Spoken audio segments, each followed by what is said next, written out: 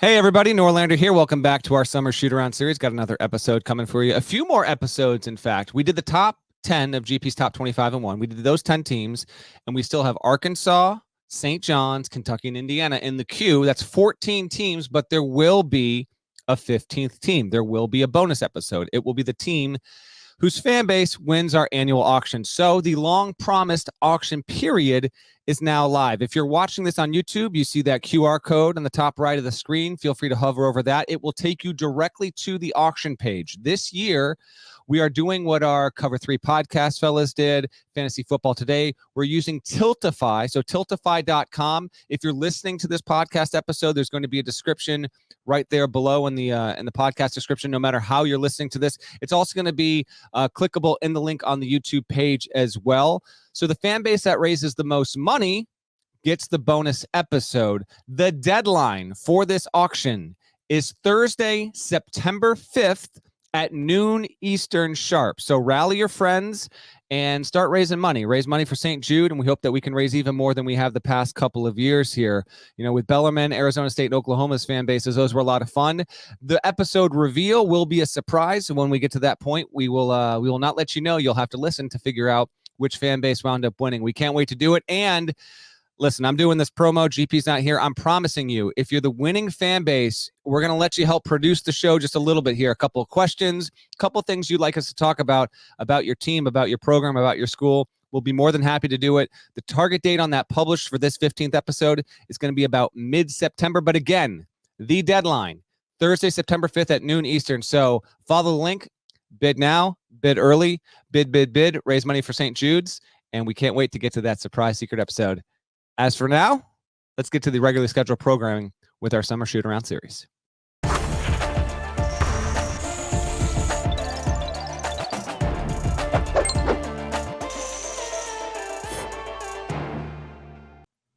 Hey there, it's Gary Parrish. Welcome back to the CBS Sports Eye on College Basketball podcast, where we sometimes discuss camel fighting, dodo birds, and leaky black. Matt Norlander is here with me. If you're watching on YouTube, you know what to do to the like button. Shouts to Brandon Davies. And if you haven't yet subscribed to the CBS Sports College Basketball YouTube channel, please do that while you're here. Let's get into it. Today we are continuing our Summer Shootaround series that we're doing over the span of a few weeks. We've already done each team in the top 10 of the top 25 and 1.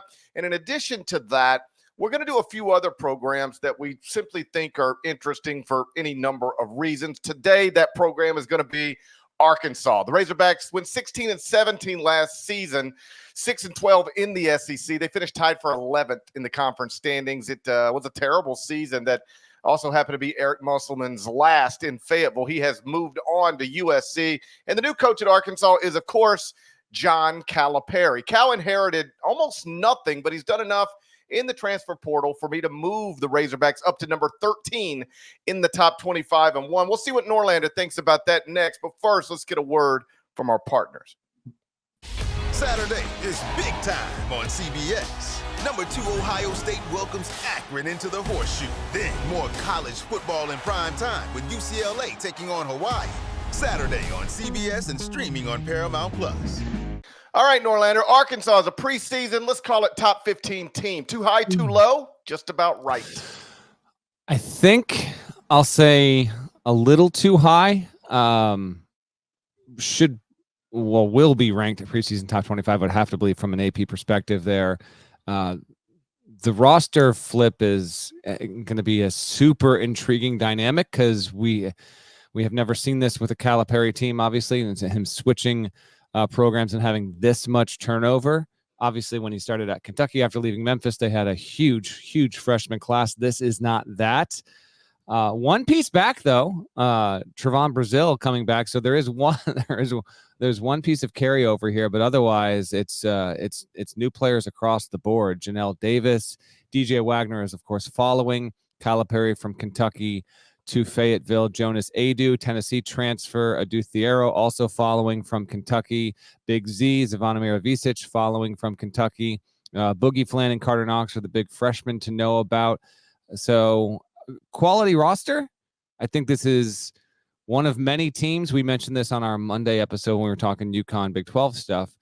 I think this roster will be potentially vulnerable to how it melds together. Like, there's a chance that this team could wind up being maybe they're 3 or 4 seed good, maybe they're top 3 in the SEC, or maybe it goes the other way. I mean, we don't really know. The vibes are very good around Arkansas, and that's been great to see. Calipari is, I mean, he's really flying right now in regard to how he's been able to build this roster, the NIL situation. Of course, we talked about this recently on the show. Calipari was voted as the best hire by far in our Candid Coaches Series. Arkansas was considered to have by far the best NIL package, and he's put together what I think is a pretty good roster. Parrish, I don't look at this roster and say it's a surefire thing to be a big hit there. And my biggest question, I think, is when you've got Wagner and Davis, who very much do similar things and play the same position. And, Wagner looked around, considered a few other schools, but ultimately decided to follow Calipari. And both him and Davis, in my opinion, they need the ball to be as productive as possible. They are very ball-dominant players, and Wagner took a back seat sometimes by necessity as a freshman at Kentucky. Is he going to be willing to do that again? He's a player who previously, when he was in the later stages of his high school career, was still projected to be a potential top 15 pick. That's not in the equation right now. Is he going to be willing to be, under 10 points a game like he was last season? Davis has some real bright spots, a really talented player, but also, can be a little bit turnover prone. I'm most interested to see how Davis and Wagner work together and who was really, asked to be the true lead guard of that offense. Will he try and split them, deploy them? I think that's the biggest question on this roster going in. The Wagner thing's interesting because he's one of these players who has been well known forever, largely because he's the son of a McDonald's All-American, the grandson of a McDonald's All-American. I believe the Wagners, Milt, Wani, and DJ become the first 3-generation McDonald All-American family we've ever had. Yep. And so he's always been a 5-star guy, always been among the elite prospects in his class. He comes to Kentucky super heralded. He started 28 times last season. Probably shouldn't have, given what else was on the roster. That's fair. But he did start 28 times last season. And he's now caught in this place where it's like, for your whole life, you've been thought of a certain way, and now nobody thinks of you that way anymore. He's not really a point guard, doesn't have the size to be an ideal prospect off the ball. It's a non-shooter, below 30% last season on 3.3 attempts per game. So he's good in transition in the open floor. But right now, there was a time not too long ago where he projected as a one-and-done possible lottery pick. Now I'm not sure he projects as a two-and-done first-round pick. And I'm always just interested in how players and families handle that when what you have forever believed would be your reality, you look up and you're in your second year of college and it's not really your reality, at least not in this moment. Yeah, how Wagner approaches the season, how productive he is going to be really interesting. I did a big feature on him back when he was going into his junior year of high school, I guess it would have been. And so I know the family a bit, and I even was in contact with his mother as he was going through this process of deciding where he was going to transfer to. And he is wired a little bit differently to that point. There were no grand proclamations. There were no social media posts about when he decided to wind up going to Arkansas. And so when he actually wound up making his decision, it was just, yeah, if you want to put this out there, he's made his decision. You just don't see that from high profile players in this era, and understandably so. So in that way, Wagner's he's a breath of fresh air, a little bit of an old soul. But that being said, he is a huge competitor. And I think the evidence is clear with what Calipari did last year. I mean, he was short of a starting spot, in spite of the fact that Rob Dillingham and Reed Shepherd proved to be better players. They did not take the starting spot from him. He still maintained it. What will his role be? How will he play alongside Janelle Davis, who is the most accomplished scorer on this roster? I mean, Janelle Davis averaged 18.2 points per game last season at FAU. And, him coming, he's obviously one of many players on this roster that commanded a big NIL tag, and understandably so. Go get that money. But how they play with each other is, to me, is the biggest indicator, or will be the biggest indicator of how successful Arkansas can be. Big Z obviously has to be much improved. Thiero's a defensive presence. Him along with Adu, I think that's pretty significant to bringing some legitimacy on the defensive end. Where Brazil fits in, he's a player who at one point was considered. He had a hot stretch 2 years ago, and then he got hurt. And before that, it was like, well, this guy might be a top 25 kind of pick. Well, that's not the case right now. Can he find another stride and get his career going back again? It'll be interesting to watch this team. I don't quite know what to expect. I lean maybe borderline top 25. Probably put him in there. I think they deserve to be in there, but I got to see how the pieces fit. And then I got to see Carter Knox and Boogie Flan. What roles are they going to play? This is going to be Parrish. I don't know. I don't want to make this outright declaration because I'm not convinced it's true, but will this be the least freshman reliant team Calipari has had in 17, 18 years? It's going to be among the top 2 or 3 to be certain. And that has its benefits, but it's also a factor of having to switch jobs and entirely flip a roster and trying to build chemistry and get these guys to know how to play with each other. There have been many teams in the past that Calipari has coached at Kentucky where they have needed multiple months to rev up and kind of find a swing. Some of these teams never even truly found a groove. We'll see if this Arkansas group can dodge that fate. This is one of those episodes where it's just a reminder, buddy, I ain't young no more, and neither is Cal. You're going through the roster there. There's obviously DJ Wagner. I covered his father, Dewan, at Memphis. He was coached by Cal there. I covered Almami Chero. That's what you pronounce it. Now I guess it's Thiero at Memphis. His son Adu now plays at Arkansas for Cal, and I covered Billy Richmond at Memphis. His son Billy Richmond Jr. now plays for Cal at Arkansas. Yep. So there's a lot of that stuff. I like the roster. Obviously, I have them 13th in the top 25 and 1. Our buddy John Rothstein has them higher in his rankings in the top 10. Interestingly, BartTorvik.com. Where do you think Torvik has them in the preseason? I don't know where you're leading me here. I can't get to Arkansas being a top 10 roster at this stage. Nothing that happened. I just can't. When I look at everyone else in the sport, I can't get there. I'm gonna say you went lower. I'll say 22. I don't know.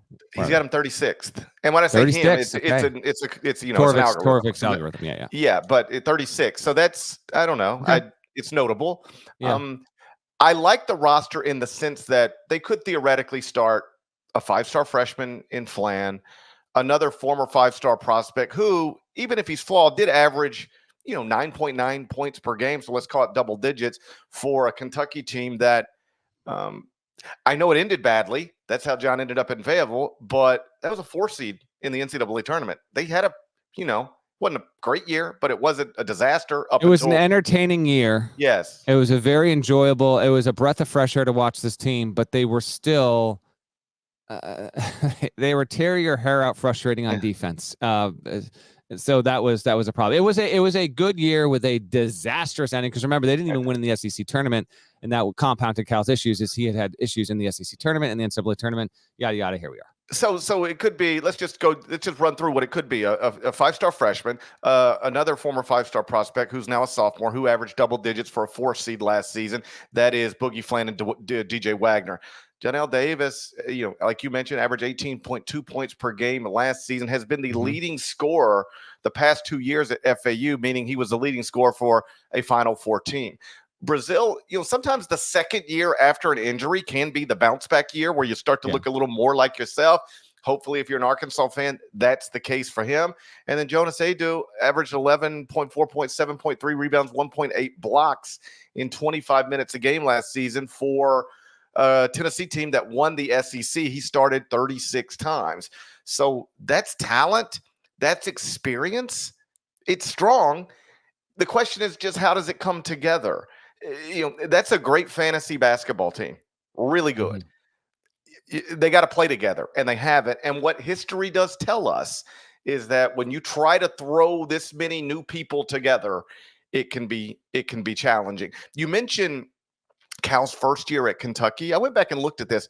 I don't remember it this way, but he could have. I mean, I remember this part this way. He could have won a national championship and perhaps should have won a national championship in year one. Everybody remembers John Wall, DeMarcus Cousins. That team also returned from the previous season. Patrick Patterson, Darius Miller, DeAndre Liggins, Ramon Harris, Perry Stevenson, Josh Harrelson. Damn, you're naming some dudes right now. That season, I don't remember it this way. Kentucky, from the previous team, the Billy Gillispie final team, they brought back 6 of the top 8 scorers from that team and then added John Wall and DeMarcus Cousins and Eric Bledsoe. This year one for Cal, he brought back 1 player from last season's Arkansas team. So it's just very, very different. The strength at the top of the freshman class isn't the same. The returning caliber of players, not the same. But obviously, because the sport has changed, they really did got some work done in the transfer portal. And you just got to hope that if you're an Arkansas fan that it all comes together. But, you know, anybody telling you they know exactly what it's going to look like until you see it, it's just hard to know. Yeah, and even that first team was more freshman dependent because of Bledsoe, Boogie, and John Wall than this one will be. Big picture stuff here. How long do you think John Calipari coaches at Arkansas? I've got my answer down here. I'm wondering how many seasons has he coached there? 5. I got 5 too. I think he'll go for 5. I think 5's a safe guess. If it really doesn't go well, I guess 3 is the shortest amount. And if he really winds up loving the job, I can't see him going more than 7 more years, probably. I think 5 is probably the right answer there. Let's address the question that I proposed that we didn't really seriously consider, but it was under consideration for candidate coaches, and we opted out against it because, frankly, it would have given too many coaches cover to take a big swing at Cal, and we didn't want to obviously do that. What are the chances he gets back to a Final Four in his career? What would you put the percentage on that he gets Arkansas to a Final Four? He last got there obviously in 2015, had a couple times in the past 9 years where he got close but didn't break through. I put it below 50%, but high, 40. Let's call it 40. It at 25. I've got it at 25%. It's obviously one of the most well-worn cliches every March is it's really, really hard to make a Final Four because that's really, really true. He's going to bring in talent. He's going to have a chance. I'll put it at 25%. And I think that's actually, broadly speaking, probably a pretty healthy percentage. But it's going to be tough to get there. Doesn't mean that if he does, let's say he coaches 5 years, doesn't get Arkansas to a Final Four, we're going to need more data and context to determine whether or not this was a successful decision or not. But I would lean much more no than yes, in part because it's very, very difficult. And I want to see how he is able to build his rosters going forward. This is the final COVID year, so he's benefiting from a few players here who are using that extra year. And that also, by the way, was another recent candidate coaches question we had that was based on something that Calipari has been lobbying for. This idea that in order to maybe help stem a little bit of the flow in the transfer portal, players should be rewarded with a bonus year of eligibility if they spend their entire undergrad at one school and don't transfer. If you do that, you get your extra year. It's an interesting concept. I don't know if it'll ultimately gain enough traction, but it has a little bit of support behind the scenes. It's Calipari's his latest issue. He has seemingly won every single year. We'll see if he can get that passed or not. Even if he does, I can't see too many players him coaching benefiting from that. But how he builds out his roster moving forward is going to determine that. And obviously he's needed to make some big changes in how he does things. It's why he's at Arkansas instead of Kentucky right now. But hey, it's new juice. It's additional storylines in the rivalry. We'll get to the schedule in just a second. He is going to erupt this upcoming season, and I like it. It's a change of pace. To me, it's still, I think we mentioned this to each other on the road in July when we saw him at Peach Jam. And I know a couple other coaches just kind of brought it up to me unprompted when we were sitting in the same gym as Cal. It's still weird to see him in those colors and with that logo. It's just going to take a minute. That's all. In part because Arkansas and Kentucky share a conference affiliation, but that maroon red is a big departure there. And we just got so accustomed to him being in Kentucky blue and before that being in Memphis blue. And I think he's really happy and content and has a new, and talking to people that know him, he has a new passion, a real wind underneath his sails, but I still got to see it happen. And I'm intrigued to see how much noise he can make in college sports moving forward. I think it's completely natural to be refocused, re-energized, all of those things when you change jobs at that stage of your career after so many years in Lexington. Um, I never like he didn't run it into the ground. It just sort of plateaued, and then you just had one big bomb after another, and it just overwhelmed him.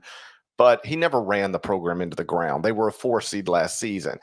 And that's why if I'm an Arkansas fan, particularly with what we now think we know about their NIL situation, I don't know that he'll get back to a Final Four. What I believe is that he will have a roster good enough to do it every year.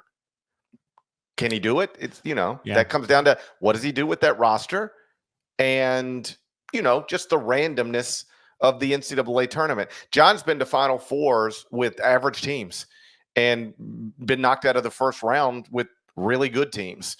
There's a certain randomness to that event, but I think he'll have a roster good enough to get there every year, including year one. If you told me Arkansas is at the Final Four after winning an SEC championship in Cal's first season, that's not crazy to me. I'm not predicting it, I don't think, but I wouldn't rule it out. Let's get to the schedule here. Over under regular season wins. You know the game. Here's the non-conference of note. The first one of note is against Baylor and Dallas. This one was nearly buttoned up when we did the Baylor episode, but I was asked to hold off because it wasn't in ink. It is now. So that's a really nice first week game of the season. Neutral court, so it goes, but Arkansas versus Baylor, like to see that. Then they've got versus Illinois and Kansas City on Thanksgiving. That will be on CBS. After America's Most Watched Network of Stars. You're damn right. That'll be after my Bears beat the Lions on Thanksgiving there. Looking forward to that one. Big time. It's the first time ever CBS has broadcast a college basketball game on Thanksgiving.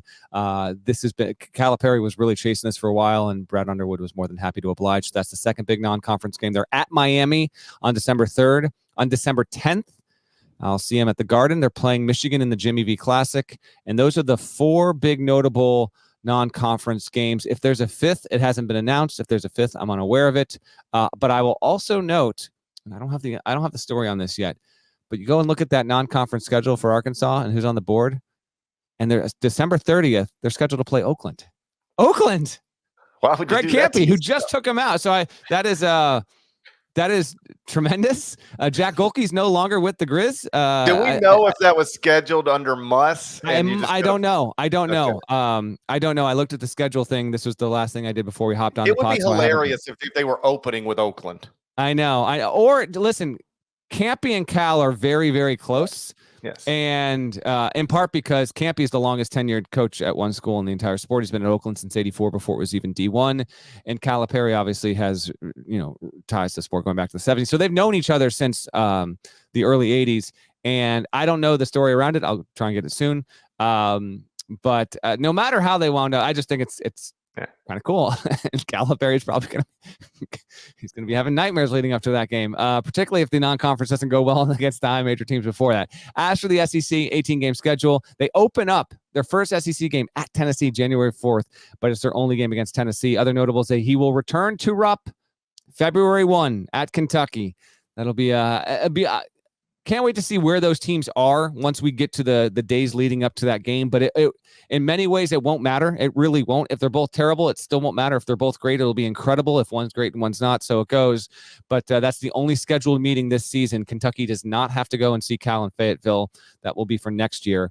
They host Bama February 8th. They're at Texas early February. They're at A&M February 15th. They're at Auburn. I think I looked at their SEC schedule. A lot of these things kind of balance out, but outside looking in, it feels like they might have gotten a little bit of an easier assignment of rotation of teams. All that being said, I'm going to set Kentucky, even Cassie Cal. I'm trying to get used to it. I'm going to set Arkansas at 20.5 regular season wins over under. That's disrespectful. I think it's entirely reasonable. We have no idea what this team's going to look like. This is Naismith Memorial Hall of Famer John Calipari with what coaches believe is the best NIL package in college basketball. An NIL package doesn't have to set a high ball screen. So, but buddy, what if it could? Yeah. 20.5 is disrespectful. I think it's very reasonable. I think this is my most accurate over-under projection of the entire shoot-around. I hope they don't hear about this. They're going to hear about it. Across the river. I hope I don't have to go across the river and answer for this. You're going to have to. I got friends across the river. Do the math. Here we go. I got friends across the Baylor, river. Illinois, Miami, Michigan. None of those, by the way, are home games. So I am curious if maybe Calipari's trying to maybe finagle one relatively decent home non-con game. It's not on the schedule as of our taping here. I'm going to give them 3 non-league losses, but a victory over Oakland. Are you sure? Not sure. Okay. No, I'm not sure. Of course, I'm not sure. But I'm going to give them 3 non-league losses, including but with a victory over Oakland. And then in the league, let's go 13-5. So I got 8 losses, 31 minus 8. That's 23 wins heading into the SEC tournament, which coincidentally, exact same number of wins Kentucky had last season in its final year under Cal heading into the SEC tournament. They had 23 wins, and then they finished the whole thing with 23 wins. Okay. I'm going to go over. I will have them at 21-10. I'll say 21-10. Somebody doesn't respect Tyson. I think it's perfectly. I think it's perfectly Somebody reasonable. doesn't like Tyson chicken. I do. Well, that's actually a fact. I'm a pescatarian. I don't like Tyson chicken. Okay, well now I'm starting to see. Yeah, I'm starting to see. I'm against the chickens. How do you feel about Walmart? It's fine. I'm Walmart agnostic, I guess. It's fine. If you give me Walmart or Target, I'm going to Target. But what do you want from me? How do you feel about President Clinton? Hold on, Walmart or Target? What are you doing? Well, this is an Arkansas podcast, so I'm going to Walmart. What are you talking about? Again, Parrish just Going showing he can be bought and bribed. I would say Walmart is if you're looking for what's closest to my home, Walmart or Target. Walmart is closest. Target's much closer to my home. Yeah. I'm going to be in a Walmart more often than I'm going to be in a Target. But I'm not biased. I can do either. All right. How you feel about President Clinton? What are we doing here? I'm fine. Another notable name from Arkansas. I'm A-okay with President Clinton. I want Arkansas fans to know I'm A-okay with President Clinton. Yeah. I love chicken, and I've spent thousands and thousands of dollars at Walmart over the years. All right. I pop across the river all the time. All the time? Yeah, sometimes. One time? My father-in-law lived across the river. Okay. Yeah. I mean, sometimes when I'm going to see President Clinton. Yeah, that happens. I've shook hands with President Clinton. Have you? I've never. I have. That's a Norlander fact. I don't think I've ever shaken a president's hand. I've stared at Barack's back of his head for an entire basketball game on a battleship one time. I did that. Yeah. Saw President Biden at the Final Four. Well, he wasn't President Biden, but yeah. I always considered him President Biden. I was a forward thinker. Yeah. I could see what was coming. I knew where we were headed. Yeah. I knew where we were headed as a country. Okay. I think that is very much a show. Shouts to Devin Downey. Shouts to Chester, South Carolina. Terry Teagle. He's a legend. Huck Larnell. Thank you guys once again for watching and listening to the Eye on College Basketball Podcast. If you're not subscribed, please go subscribe anywhere you subscribe to podcasts. Apple, Spotify, more of us than there are of them. That should be reflected in the comments. So do that. We'll talk to you again real soon. Till then, take care.